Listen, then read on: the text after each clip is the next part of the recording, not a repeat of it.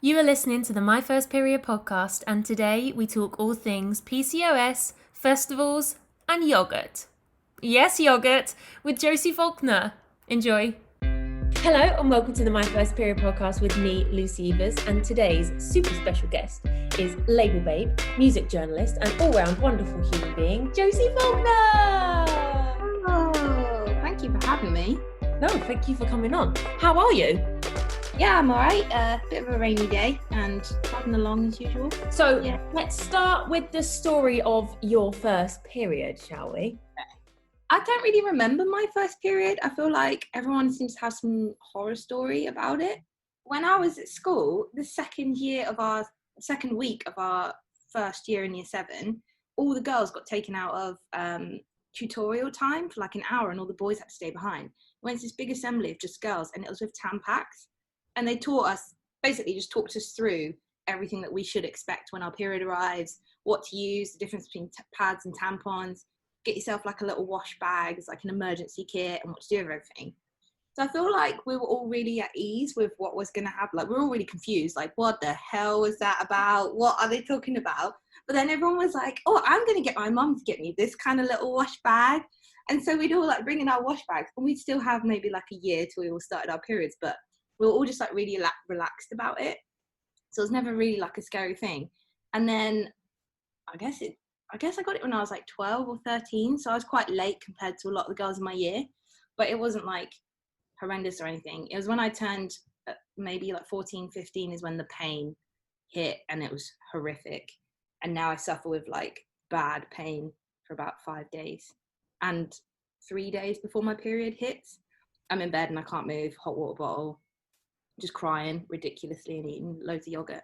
But yeah, my first period, don't really remember it. Just kind of happened, I think. I don't even think I went home and was like, Mom, it's arrived.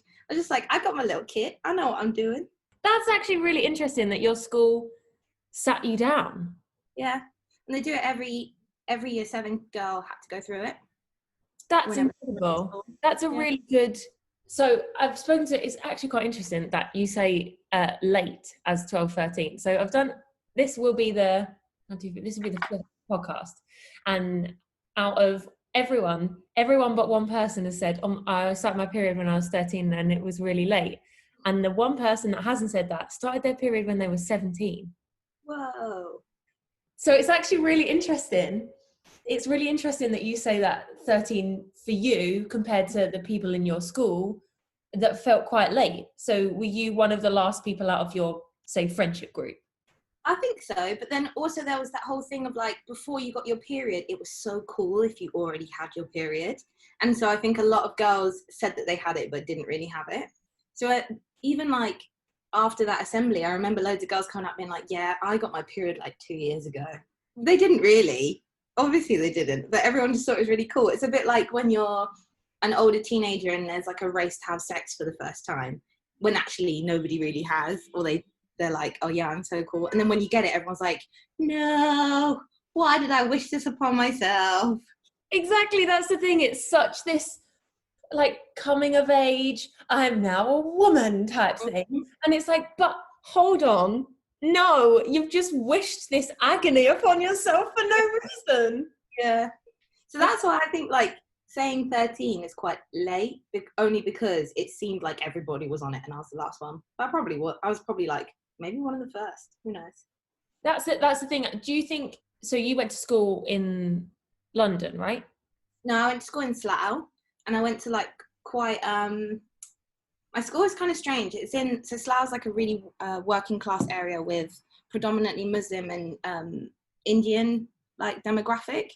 And I think so they did that assembly because most of the girls in our school would never have those comfortable conversations at home with their families.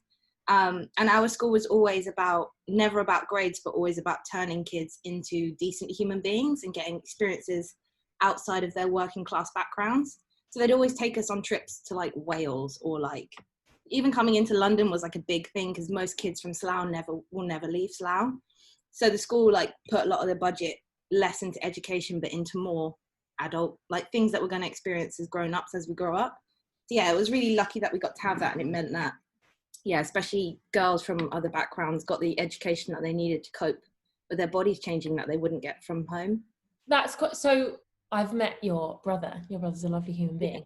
I have not met your parents. Do you think that would have been a conversation outside of school that you would have felt comfortable asking your parents about things like that? Yeah, so my parents, luckily I can like ask them anything. And even like, I remember when I first wanted to get a bra, and I was like, Mum, we're going tomorrow. We're going to Peacock's and I want my first bra. And she was just like, yeah, we can do that. That's fine. And I was expecting like a big thing of her being like, oh, you're becoming a woman. But she's just like, yeah, sure, whatever you want to do. Yeah. And my parents are also secondary school teachers. And my mum was the assistant head teacher of my school. So I guess because they'd taught kids for so long with their own kids, they were just like, we've seen so many horrific things, but also kids are daft as well. So they knew what to expect with us. Right. So we're really lucky to have like parents that we can approach about anything. That's really wonderful. So your first period was not traumatic, but as we've known each other for quite a while now, and we've had conversations about this before, I know that you suffer sadly with PCOS. Yeah. So was that something that were you aware of things such as PCOS? And were you aware of those as a younger person? Not at all. Like, as far as we were aware, it was like, you're going to bleed for a couple of days. It can be between this many days and this many days. And it can hurt. It might not hurt. And that was pretty much it. It was only until maybe when I was 16, I suddenly got hit with like really bad period cramps and I had to go to the doctors, and they put me on mefenamic acid to help with paracetamol and ibuprofen. So I was like getting dangerously close to ODing on paracetamol. That's how much I was taking. And those tablets did nothing, but it was kind of like placebo. But I would get in so much pain that like in the middle of sixth form, in the middle of my form room, I'd just be on the floor and throw up from the pain. So yeah, it wasn't until like actually going to a doctor's to find out what was going on that I found out about PCOS. And even still now, as a 28-year-old, they still don't want to actually diagnose me with PCOS. They say they think I've got it, but my blood tests don't have enough testosterone in them to actually say that I've got it, but I have all the symptoms of it. Right. So you have to go through the pain of it. You're going through the pain, but you can't have a piece of paper. Yeah. So they won't do, apart from going on the hormonal pill, which I've now stopped because it just made me mentally like so ill. Apart from that, they won't offer you any other treatment, which sucks. But so as someone now, as a grown up, and you've gone through all of this pain of PCOS, what everybody's body is completely different, which is why I've had someone who has endometriosis like myself. She's been on the podcast, Venus has been on the podcast, and we've chatted about it. To you, what does PCOS mean when it comes to your body? So for me, I have excess hair growth in places where girls typically aren't supposed to have it. And for me, that's like the biggest.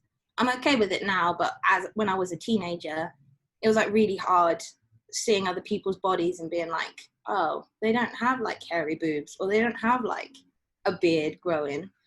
And yeah, so as I was a teenager and like going to uni, it really like knocks your self-confidence. So that's the excess hair growth is one of the hardest things and that's what forced me to go to the doctors, because I was just like, I can't be this unhappy all the time just from hair. And that's when they said, oh, it could be PCOS. So we'll do a bunch of tests. And then the period pain as well. For me, it's the week before my period, I have period pain, but nothing, no blood or anything. And then when my period hits for like the first 3 or 4 days, it's also really bad. And so they were like, that's another big sign. And then just my energy levels throughout the month, I'm pretty much okay for 1 week of the month. And then for the rest of the month, it's an emotional roller coaster. There'll be a week where I just can't get out of bed and I'll be like, why? And it's literally just to do with your period and PCOS. And basically PCOS is where you're they think they haven't done tests for cysts on my ovaries because I don't have enough testosterone in my bloodstream. But surely the period pain is so bad and like things are not right where they're supposed to be normal that, yeah, I need to push for those tests. I think that's something that I've found out a lot more about in the past few months, just from being at home and doing maybe a lot more Googling than maybe I should be doing. But I feel like a lot of people are doing that right now. So yeah. I've been doing a bunch of research and looking into things. So quite a few of my family members have PCOS. And when I was told I had endometriosis, I spoke to my mum about it. You've met my mum, she's great. Yeah. So I spoke to my mum about it, and she was like, oh, I had it when I was your age. I had endometriosis. She was like, luckily a lot of so my mum, both my parents found it hard to get pregnant. So it was with a bunch of other things that have happened in my mum's life, she now doesn't get any of that. She's been through menopause. She doesn't get any of the side effects of endometriosis anymore. But I've done a bunch of Googling about PCOS and endometriosis, and it's really funny how so many of the stories are, well, I've been told I have it, but they're not going to do anything about it. Yeah. Is that something that you, from maybe meeting other people with PCOS or things like that, is that something that you've experienced, that everyone's kind of in the same, well, I kind of have it, but there's no piece of paper? Yeah, a lot of my friends have. I've got one friend who actually managed to get like proper treatment for it, and it was only because she was trying to have a baby, and she's like 37, 38. So it was once she was married and she could prove that like she actually wants to have kids and is taking like her fertility seriously, that they like gave her the proper medication for what she needed to be able to have kids. But I feel like if you're still in your 20s and you're not ready to have kids yet, they're kind of just like, oh, you'll be fine, until it gets to that kind of point. And like, even for me, there's some, I don't personally want to ever have kids. I'd rather adopt kids.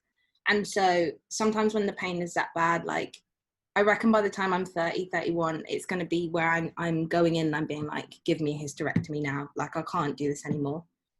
Isn't it so frustrating? And we're not the only people that are going to feel like this, but isn't it so incredibly frustrating that your body's going through so much pain that unfortunately is either misdiagnosed or ignored for a very, very long time? Endometriosis first got mentioned to me when I was 23. And before then, the doctor had the little scanner thing, literally had his hand in my vagina and said, I'm not going to bother looking for endometriosis because you're too young to have it. What? I was just laying there like, well, you're the one that's in control here, so I kind of don't really have a choice but to agree with you. So being people that have been, these words have been thrown around in surgeries, in hospitals, they've been thrown around like, oh, you might have it, but like, who knows? Yeah. We find it so insanely heartbreaking that you have to force a diagnosis and force go into the doctors and be like, please check for this. Yeah. And it's like, I feel like you always have to play up your symptoms, that they're way worse than they actually are, to even get being taken seriously at all. Like when they put me on the pill, and this was only last year or the year before, they put me on the pill, and it's like the highest one that you can get before you're on hormones. They were like, literally, this is a trial. You can do it for 9 months, then we're going to have to stop it. But you also have to lose a certain amount of weight. And they were like, that should basically clear everything up. And I was like, I don't really think so. And the doctor was really nice. And she was just like, it's the paperwork roadblocks. If I'd had so much in my bloodstream, they could have taken it further, but she just couldn't. But I was just like, oh, it's so frustrating that like nobody's listening. And the fact that even if I did want to take the drastic measures when I am a little bit older, to be like, I'm done, just take everything out because I don't want kids anyway, they don't even let you do that until you've like, unless you're married or unless it's like super serious. They're always like, oh, but you might want kids, you might change your mind. And it's like, can you not just like respect my decision and my body and just, I don't need it anymore. The pain is not worth it, and I can't stand 40 more years of this. That is the thing, that the pain is not, some people are, and I use the phrase lucky very loosely because I know an awful lot of people that do not go through severe period pain, and they feel a certain amount of shame because of that. So I use lucky very loosely. There are some people that have no period pain that manage to go through life with not a lot. And when you're someone who goes through an extreme amount of pain or bordering on a chronic level of illness, isn't it heartbreaking that we have to exaggerate? That I have to say, oh, I cannot walk today in order to warrant a doctor going, oh, right, okay, if you can't walk, like you can't do ordinary life things, then maybe we should look into this a little bit deeper. Mm-hmm. And the worst part is, it might be a bit cynical of me, if boys have periods, none of this would be a problem. It would be sorted. There'd be a pill for it. They would be letting us get it taken out, this, that, and the other. It would be like a procedure as easy as going to the pharmacy and getting it sorted out. But because we're girls and it's only a thing that happens to girls, it's not as serious. Yeah, I totally agree. The whole conversation of being trans and having a period is a whole conversation that really warrants its own series, if I'm completely honest, because that is a conversation that could go on for a long time and not a conversation that I've only really scratched the surface of in the bunch of research that in the research I've done in the past few months. I've only really scratched the surface. I totally agree. If menstrual health and medicine, if everyone suffered with this, not 50% of the world, if everybody suffered with this, there would be a full stop, a cure. Yeah. But like you've said, you're gonna have to beg for a hysterectomy. Yeah. When it's your body, it's your decision. You know what you want. You can make your mind up very easily. Oh, I don't want to have kids, and if I'm gonna I'm gonna adopt them, because there's a lot of babies out there that don't have moms and dads. And I completely agree with you. I'm in the same mindset. You shouldn't have to beg for your own decision. And I've seen so many women on like Instagram or on TikTok who are in worse pain positions, or are just like, I know, and I've known for a very long time that I don't want children, so I would like this procedure done, especially in the US. And they are pressured for years, and they have to jump through so many hoops to keep their uterus, when they're like, but I don't want it and I don't need it. And in 20 years, it's going to kill itself anyway. So just get rid of it now. Oh, and menopause is a whole other conversation. Oh yeah, I know. Menopause is something that's blowing my mind. Google is the topic of the day, and I've done a lot of Googling, and menopause absolutely scares the hell out of me. I mean, it's scary, but I'm so ready to come out of the other side of it. Like, I'm not wishing my life away, but like, if I knew it was going to happen next year, I'd be like, just do it. Just hurry up. Yeah, just leave. I don't need you. You don't need me. We don't have a mutual relationship. Let's just break. Later. That's exactly it. So, how do you think your experience now, as someone who menstruates, how do you think that's affected you as a person? So your period experience, how do you think that has affected you? Oh, it's kind of a hard question, because I guess because I've always been so open about everything with my body, with all my friends, and a lot of my friends are predominantly male, and a lot of queer friends. So kind of like everything to do with your body, if it's different, it's normal because it's cool. So I guess more, I would tell my younger self maybe to not put so much pressure on yourself to fit in with everybody else and with their experiences, and don't downplay how bad it is for you, and don't upplay how good it is for you, because everybody's bodies are different. So I guess that's more what I would tell my younger self. But I guess that has also shaped my experience as an adult, in the fact that I can be so open about it. So like with my partner and stuff, I tell him everything, like the most disgusting details, because I'm like, you don't have to go through this, I do, so you're gonna have to sit here and listen to me scream at you about whatever's going on, or like my housemates or my parents or my brother. So I guess, I don't know, I just tell my younger self to just, it'll be fine, but also go to the doctors earlier. I think that's the thing as well. There's always a certain amount of, we get encouraged quite a lot as uterus owners to go to like family planning. I had that encouragement very early on. My mum was, well, your period's painful and you're going to start seeing people, you're at that age, so let's just go. There's nothing stopping us, we might as well just venture into that world. I think there's so much pressure in order to do the family planning side of doctors, but less the I'm in pain and I need help kind of doctors. Do you think that's the case? Yeah, I do. Oh, actually, there was one bit I did forget. I actually got the implant. I had it for 6 years. Oh my God, I had the implant. It's the worst thing in the world. For me, it was okay. Like, I didn't have periods for a while, which was amazing. But then when they did arrive, they were really erratic. So I would have it for like a month, which would be a pain in the butt. But then I'd have nothing for 6 months, and I was like, this is bliss. but I was given it I wanted to go on it for the period thing, but it was pushed onto me more for a contraception thing. And I was just like, oh, I get it, and it's fine. I don't know. Why does everything, when you go to the doctors about this stuff, why is it that we have to take contraceptives to help our periods? Exactly. Why are they the Not same thing? treatment that is completely separate, because let's be clear, there's people in the world that don't need contraception. Yeah. My friend is a wonderful, wonderful lesbian. I love her very much.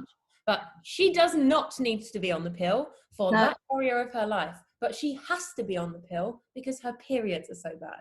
Yeah.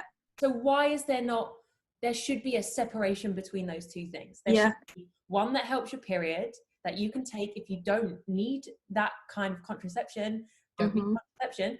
And there should be one that is solely for contraception. And in my opinion, should be the one that the penis owner takes. Yeah. That's a responsibility. Yeah, 100%. So yeah, I guess that is the really frustrating thing with the medical profession. And they give you all these like warnings about your fertility when you get things like the implant or the coil or anything like that. And I'm just like, I don't care. Just take the pain away. Like, why are you, again, not getting it? You're not understanding why I'm here. I mean, you mentioned earlier that should say that my doctor's actually really wonderful. It's everyone other than her that has been a pain in the backside. My doctor's truly wonderful. She's incredibly Irish, and I just like talking to her on the phone. Nice. I just like hearing her voice. She's got a very, very relaxing voice. I enjoy her company. But you mentioned earlier that your actual doctor was quite good. Yeah, it's when obviously like the NHS is always stressed and stuff, so you can't always see your doctor. So when you have to go and sit in with a student nurse or like the sister that's on the ward or whatever, that's when you have to kind of explain everything all over again, and it just gets really frustrating saying the same thing over again. I think a lot of my experiences with the medical profession has also come from, it's less so from my period problems, but I had like a really bad skin condition, and getting that sorted was like a massive fight as well. And I had to see several doctors in the same practice, but I never saw the same person twice. Right. So then when I went, that's why I took so long to go in to talk about PCOS, because I just didn't want to, like, skin is skin, but this is a bit more intimate. And I wanted to feel comfortable. So when I moved back in with my parents 2 years ago and I joined my old doctor's surgery, I requested that I saw the same doctor every time. And she's the one that actually took me seriously. But then when I'd have to go in for like checkups on how the pill's going and how my mental health was, because it affects your mental health, that would be with a different person. And I'd kind of just feel a bit like, oh, what was the point in making an appointment today? Yeah. You know? You'd rather have a conversation with it. It's like, I suppose it's like seeing the same therapist over and over again. You don't want to have to start that conversation again. It's a difficult enough conversation as it is without having to restart it every few months. Yeah. It's not worth it. With any medical problem, I guess. But yeah, when it's something as intimate as these experiences that we have, it just feels so deflating.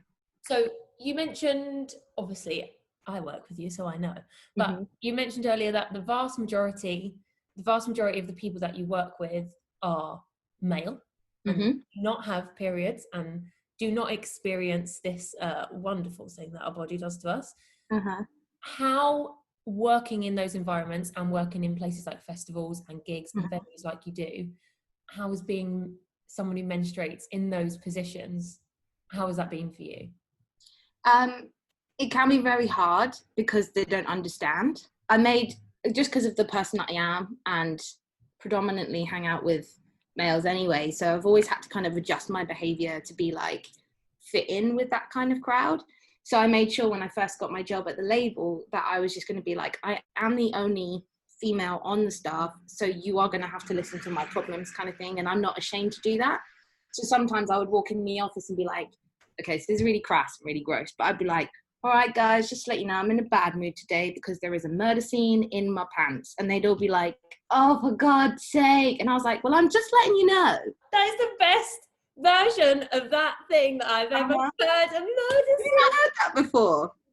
Right, so basically that's kind of like my code word. I'll even text a group chat and be like, it's murder season, guys. And they'll be like, okay, we know why Josie's in a bad mood.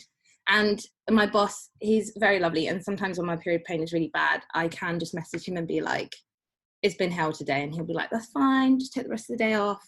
come back at it tomorrow. And then like with my housemates, I've always kind of lived with boys as well. So I have a weird like flex with yogurt the week, like 2 days before my period. And then the first 2 days, I just have to eat yogurt. So they know that every time there's yogurt in the fridge, I'm on my period. And like Kai will go to the fridge and open it and be like, oh no, there's yogurt in the fridge. And I'm like, yep, it's coming, guys. So we just want to make it into a joke, but then they can, when I am in loads and loads of pain, they know I'm not joking, and they can be like, do you want a tea, or what can we do to make it better? But I think just normalizing it and making it more comfortable for them has made it easier for me to talk about it with them. It's annoying that you have to make it a joke to start with, but it just makes it easier. Yogurt is like having a hat on the door. Yeah. But you know what you should do? You should get a fridge magnet that's just a yogurt pot, and you just put it on the front of the fridge. They don't even have to open it. Yeah. You just walk up to the fridge and go, right, we know what's happening. That's really wonderful that we cross over with a lot of the men that we work with. And I've experienced that. There's been times where a few emails have come in and it's a deadline and I can't even open my eyes. So nothing's getting done. And I do feel it's sad that I do feel lucky, but I do feel lucky that a lot of the guys that we work with are like that. They get it. If I message and go, you know what, today's just not the day. Yeah. That they totally respect that and they totally understand that. And I feel very lucky that that's the case. Because that is not the case for a lot of people. No. So your experiences, I suppose festivals is an interesting thing to talk about. Oh no, festivals is the worst. And my sorry, don't mean to swear. My period coincides every summer with the same bloody festivals. Every single time. Every single time. Download trees. Arctangent is when I'm just coming off, but I'll have been at Bloodstock the week before. Every time. And it always starts the day that we're driving up and it finishes as we're driving home. I'm like, are you kidding me? Every single time. It is now a cliche that we get into a tour van and one of the boys will go, have you started today or did you start yesterday? And I'll be like, no, I started today. Don't talk to me. I'm not talking about it. Yeah. It's every single time. We walked into the studio to record the album and I started my period. Yeah. Wasn't even due on. It's an absolute nightmare. And like, you can't wash at festivals. And so for anyone that doesn't know, I generally do like 10 festivals a summer. So most of those I'm on my period. And like Portaloos are not the one. It's just not what you need. You just feel so gross, especially that when it starts to get a little bit lighter, you're kind of like, oh, it's kind of okay. But I just feel so disgusting. There's nowhere to even like get a bottle of water and wash or anything like that. And that, especially at Trees last year, came on my period as we were driving up. And we run the merch operation there. So it was like full on, get out the cars, start counting shirts, start setting up the tent. And we were so busy and it was like 30 degrees. So we were sweating. I didn't have time to go to the toilet to put a tampon in. So I just kind of like, and I only had 2 pairs of trousers with me. And then the pain was there. But sometimes I can, if I'm dosed up on tablets and if I'm doing something, I'll just work through it. And it really hurts. And yeah, I don't even know how, but it's kind of like biting down on a stick to just try and get through it. And then it got to get halfway through the day and I remembered that I was on my period and I just felt gross and I just went and sat down in the car and cried for about 10 minutes. And then Kev's wife came over and was like, are you okay? And I was just like, no, I'm on my period and I can't do this anymore. But then, yeah, it's always a nightmare. It's always a nightmare. It's an interesting position because as we know, the music industry, or at least the area of the music industry that me and you are in, is very male heavy. And it's not something that's going to change overnight. It's going to be like that for a long time. And menstruators that we both have experiences with are very understanding. They're very kind. They get it. Yeah. Sometimes all you've got to do is look at a human and they're like, oh, okay, right. What do you need? Liv's like that. Like I was the same at Trees last year before maybe the best gig of my life.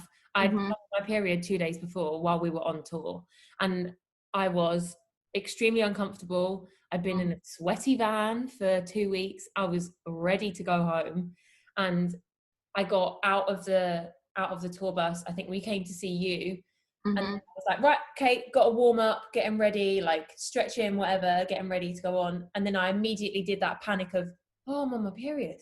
the adrenaline had kicked in. I didn't even think of it. So I had to just run to a toilet, whatever one I could find, and just change, put an extra pair of pants on and just cross my fingers that nothing was going to happen. But it's also especially at festivals, like working such long shifts, and even if we're not working and it's just like getting drunk or walking around watching bands, it's remembering to change as well. And I end up, it's really bad, and we'll get onto this in a minute, I guess, because I don't use tampons anymore, but I would leave tampons in for like 10 hours at a festival, and then for the last 2 hours just being like really uncomfortable and just needing to lie down, as well as needing to change. But then the portaloo queues are always really long, and then you've got to find a clean one, and it's just really uncomfortable. And actually I have an even worse story to not last download, the download before. I normally go as press, so I go in like the press area, and I come on my period on the journey up, so I like knew I needed to put tampon in, so I set up my tent, and then the next thing I needed to do was go to the toilet. And in that whole section of the festival grounds, and it's massive, so there's no way I was going to find a portaloo. They have flushable toilets, great, brilliant. The water to the site had been turned off, so you can't flush the toilets. And all the loos in the actual VIP camping were off limits while they were sorting out the water. So we went into the VIP bar. So this is now like half an hour later while I'd walked from camp to there, while I'm like bleeding through, and it was really, really heavy. Went to go to the loo, and I was just like, right, I'll just wrap the applicator up in tissue and put it in a bin. There were no bins, and I had to walk around with a bloody tampon in my pocket for 2 hours until I found a bin. And I just felt I was with a friend, and I'd like told her, and she was like, he'll be fine, don't worry. But I just felt a bit like weird and really uncomfortable. And I just arrived, and I was like, this is not what I needed to start the first day. And I just felt really a little bit humiliated, even though no one knew. Just had that whole thing of like, oh, this is gross. Internal shame, isn't it? Like, yeah. And why didn't they have bins in the toilet? Like, come on. Why don't they think about these things? That's interesting you say that, because when I first moved in with my partner, that was the first thing I said. I was like, you have a bathroom with no bin. That makes no sense to me. As somebody who bleeds, there needs to be a bin there, a sizable bin, a good size bin, and there always needs to be surplus toilet roll. I don't know how you can live with just one roll and no bin. That doesn't make any sense to me. And I mentioned this to some friends the other day, and they said exactly the same thing. When they moved in with their partners, they didn't have a bin, and they were like, how do you not have a bin? Yeah. But that's something as people who bleed that we have to think about. Yeah. I was just really disappointed that the festival organisers hadn't thought of it. Like, it's the tiniest little thing. Yeah. And I guess they just opened the site too early, and they just hadn't got the bins in on time or whatever. But yeah, it was just really frustrating that I then had to go and like watch bands with a bloody tampon in my pocket, and I was just like, this is not the one, guys. Just, I need a bin. Anyone. That's the whole thing, though, isn't it? It's that additional thing that nobody else is going to think of but you. Yeah. You're the only one that's going to think of that. I always, when I first moved to university, my mum said to me, always make sure you have nappy bags in your bag. Always. I mean, there were two things. Make sure you have an emergency £10 note, and make sure you have nappy bags. Yeah. I mean, that's not it's not a bad thing to carry around with you. They're very useful. But why do I have to carry nappy bags around with me? It's that bit where you just think, oh, well, that's not very fair, is it? That's an extra thing that I have to be able to do. And I don't have kids, so walking and buying nappy bags is a very weird thing for me. Yeah, so frustrating. It's really frustrating. So obviously you're someone that works at festivals quite a lot. I've been with you at a lot of these festivals, and we've both seen each other in complete period mode at all the festivals. Do you think that the music industry is that those changes will be fast changes, or do you think things like conversation, like people that arrange those festivals, do you think conversations with those people is going to make a difference? Do you think it's something that will change? I think it will change the more that people that aren't cis males are not working in the organisational team, and obviously the music industry is having a big upheaval of diversifying their teams. So I think it will get better. It's going to be a slow change, and it's something that we're all used to anyway. So it's one of those that I think if we went to a festival and they had like a period area, we'd be like, oh my God, this is amazing. So for example, like we had just taken over the VIP services for Trees, and we were going to have a period section with free tampons and free pads and free nappy pads. Obviously Trees got cancelled this year, but that was something that me and Kev's wife had thought about, and we're like, when we do the VIP area, this is what we're going to have. And we're going to have like mirrors for people that want to get ready to like spend time on their appearance, because not everybody gets that chance at a festival. But if we hadn't have done that, say if it was just Kev and Dave, hopefully they would have thought about it, but they probably wouldn't have if they were putting in those ideas. So yeah, I think the more that the industry is diversified, the more the changes will come in. But I don't think there'll be fast changes. I'm so gutted that Trees didn't happen now. That would have been so good. Yeah. That would have been so much fun. Yeah. I mean, it's kind of like, you know, when you walk into a pub toilet and they have those little baskets and they're like, please take one, or if you have a spare one, please leave one. You're just like, oh my gosh, this is an amazing idea. Why isn't this everywhere? The first time I walked into a Brewdog do that. They have, they generally only have tampons, which is a whole other conversation that not everyone uses both. Like, I appreciate that the sentiment is there, and I do really appreciate that it's a very kind thing to do. But the first time I walked into a Brewdog, there was just a little basket of tampons, and I just looked, and I genuinely didn't go to the bathroom. I stood back up again. I walked out, went and told Sam, walked back in. I was like, I just need to tell someone that this is here. I couldn't believe it. It's the first time I'd ever seen anything like that. Yeah, and some pubs do like, if you have anything spare, just leave it in this basket. And it just makes a difference, because you never know. Sometimes it just appears. So that's the thing. Sometimes there is no warning.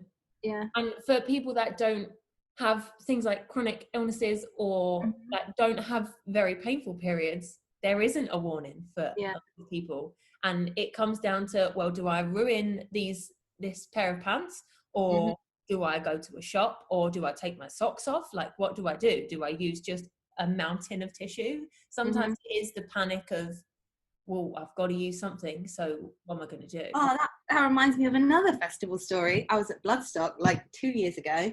Wasn't meant to come on my period. How apt. Wasn't meant to come on my period, and it was like the day, second to last day, and it suddenly arrived. So we went to like the festival site supermarket. Seems like everybody had come on their period over Bloodstock, so they were sold out. And because it was the second to last day, they weren't getting any restocks. And I'd gone with like a bunch of guys and my brother. So I just told my brother, and I was like, Tommy, help me. And he was just like, well, the supermarket don't have any, so I don't know what to suggest. And I just broke down at the till. I was like, what am I supposed to do? I don't know what to do. And I was like, there's no toilet roll in the Portaloos. We've run out of toilet roll. And I just cried for ages. And my brother was like, this is extreme. And I was like, you don't understand. But the supermarket guys were really lovely, and they like radioed over to get a buggy to come over for me. And they took me to first aid, where they had pads. So that was all fine. And they had tampons as well. So they like sat me down, like calmed me down, gave me a coffee, and they were like, it's okay, you're going to be fine. And I was like, I'm just really hungover and I'm covered in mud and I just need something. So they like let me have like a little bit of chocolate as well. And then they just gave me like loads of pads and a couple of tampons, I think. But obviously they're the medical ones. So it was, and then I had to walk around with like a giant nappy strapped to my pants. Like, this is not like, thank you, but I still don't feel great. So I just ran and had a nap. At least I just had my pants on, and now I've got like a gross nappy on, and I'd rather have neither.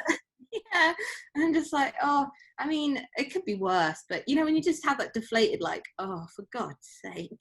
Yeah, totally. I had that when we were on tour last March. Well, it seems like a lifetime away. It was the day of the Camden show, and I was wearing a white boiler suit and a my period, and I had white pants on because I had a white boiler suit on, so I had to wear white pants. And I came on my period, and I had the biggest panic ever. And I was upstairs standing with Jimmy, just going, well, you're just going to have to warn me. If something happens while I'm on stage, someone's going to have to wave, we'll have a signal, and I'll just have to, never turn around again.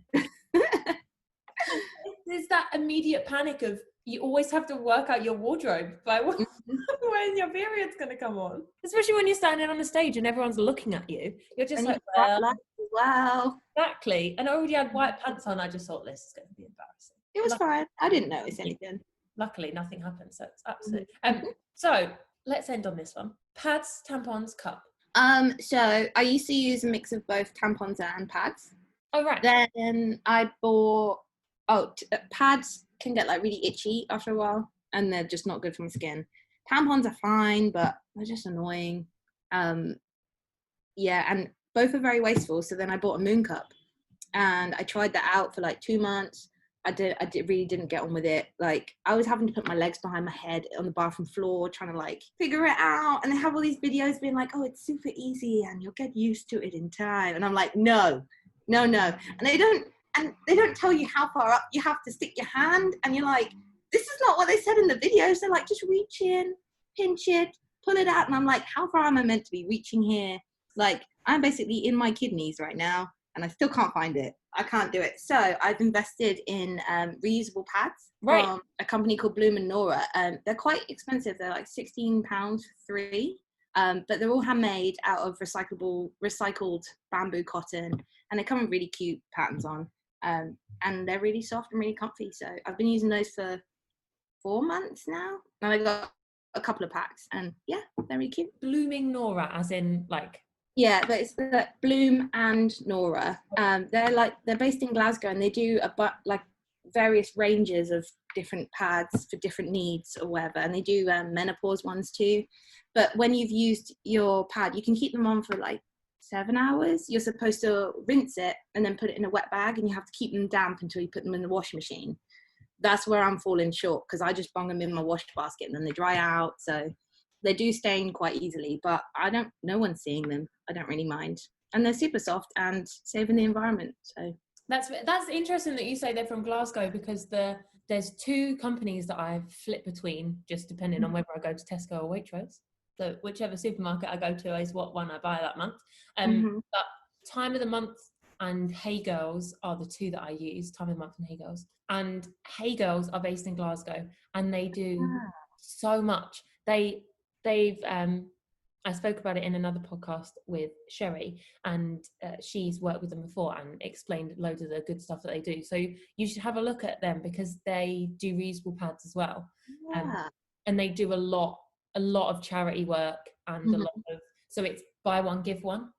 Yeah. Everything. So which I think is really great, because like you say, when you have to get the medical ones, the medical pads or tampons, they're not exactly discreet or comfortable. So I think it's really good that there's companies like this that are doing buy one, give one, because I can't use a cup or tampons because they're far too painful. There's my endometriosis, and bleed so heavy and have to change so often that I'd be spending millions in order to get the right amount of pads or pants. I use Hey Girls because they're made from recycled plastics, but the plastics are compostable plastics.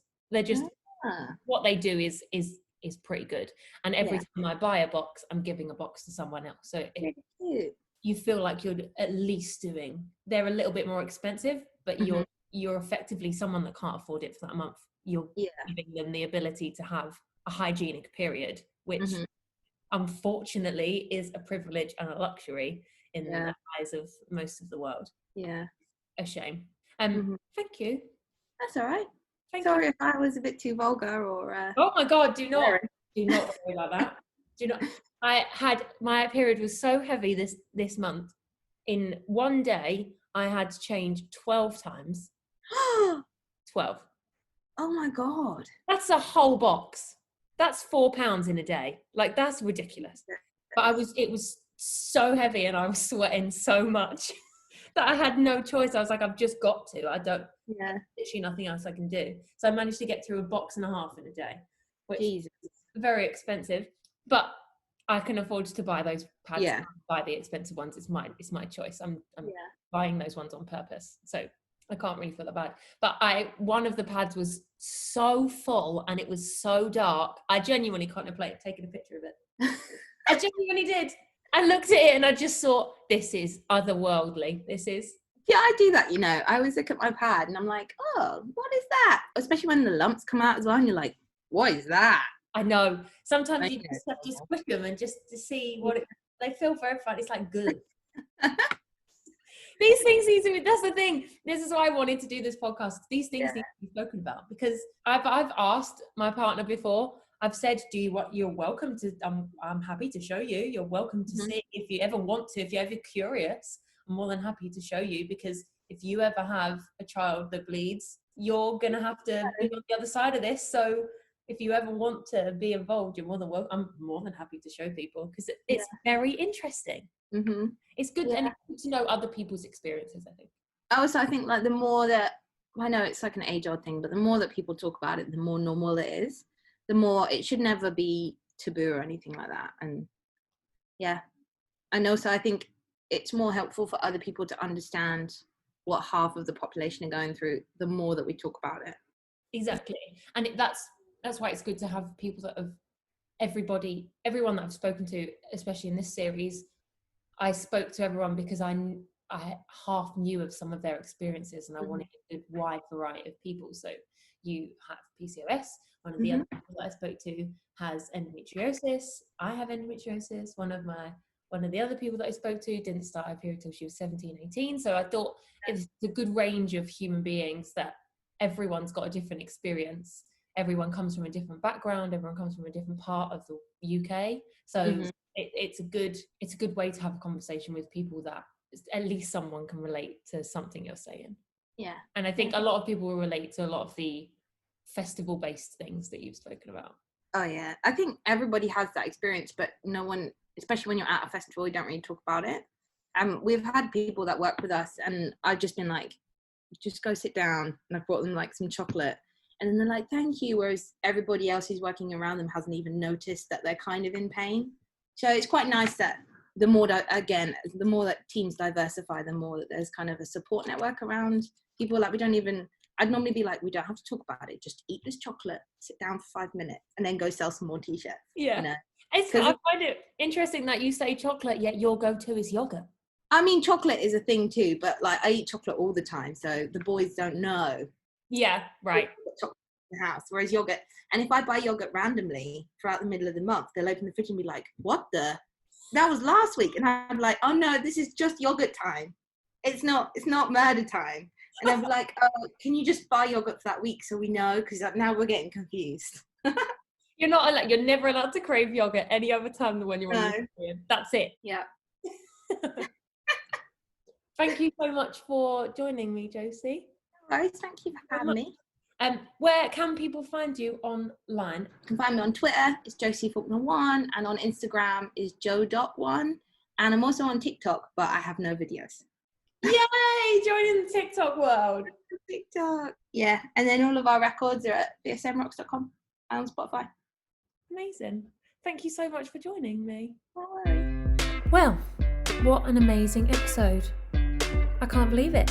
I'm so chuffed with that episode. And so that was the lovely Josie Faulkner. She has got a lot of things to say, and I really, really think we touched on some really good topics there. Things about festivals and her experiences with PCOS. So thank you for listening to this episode. I hope you enjoyed it as much as I enjoyed recording it. It's wonderful to have a lovely chat with lovely Josie. Thank you for listening to this podcast. Thank you for taking your time out of your day to listen to us waffle on for an hour. Have a wonderful rest of your day. Have a wonderful rest of your week. And we'll see you next time. Thanks. Bye.